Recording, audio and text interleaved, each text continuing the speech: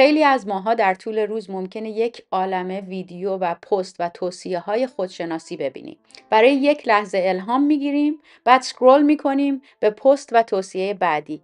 ولی چیزی در زندگیمون تغییر میکنه؟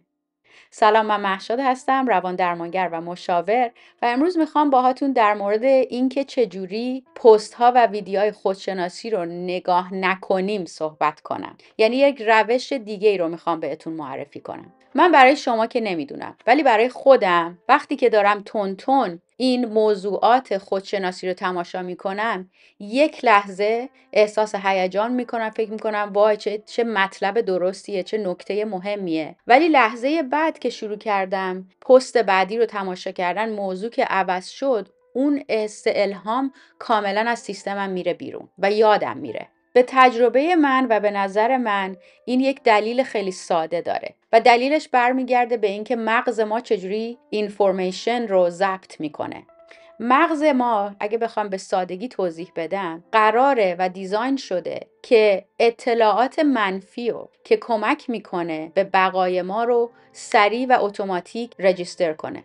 ولی تجربه های مثبت نیاز به توجه آگاهانه داره. وقتی ما یک پیام الهام بخش رو میبینیم، یک دوز دوپامین وارد وجودمون میشه و بعد ما میریم سراغ پیام بعدی.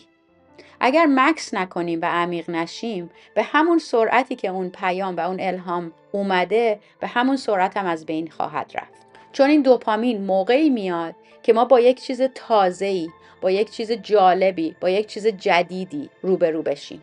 پس اگر من دارم 50 تا پیغام مختلف میبینم، توصیه‌های مختلف خودشناسی میبینم، 50 بار این دوز دوپامین میاد بالا، من هیجان رو احساس میکنم، ولی بعداً از بین میره.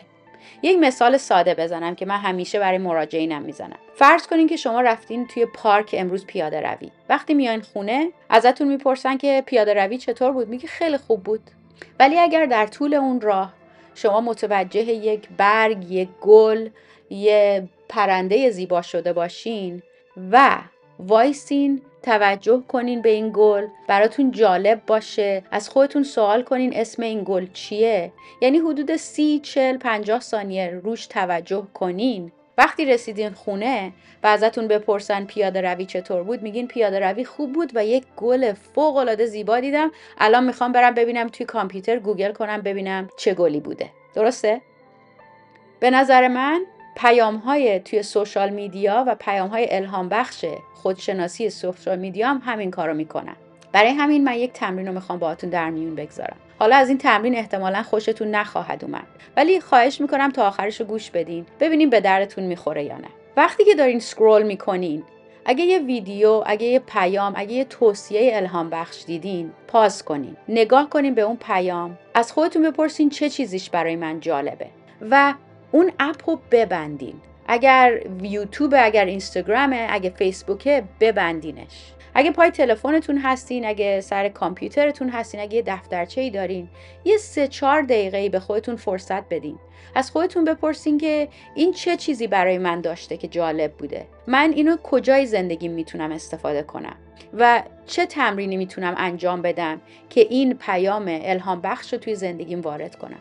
کاری که من خودم میکنم اینه که من اون اپو میبندم، بعد شروع میکنم در طول روز نشخوار فکری راجبش فکر کردن. آره چه حرف جالبی زد، من اینجا میتونم استفادهش کنم، اونجا میتونم استفادهش بکنم، و همینجور اجازه میدم که اون پیام الهام بخش خورد خورد وارد مموری لانگ ترم مغز من بشه.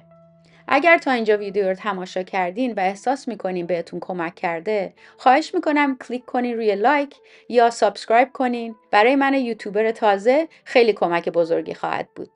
خب میدونم تمرین عجیبیه، ولی راجبش فکر کنین. کدوم یکی مؤثرتره که من در طول روز 50 تا پیغام و ویدیو و پست الهام بخش در مورد خودشناسی ببینم و همه رو یادم بره، یا اینکه یکیشون رو انتخاب کنم و عمقاً بهش فکر کنم و سعی کنم توی زندگیم عملیش کنم.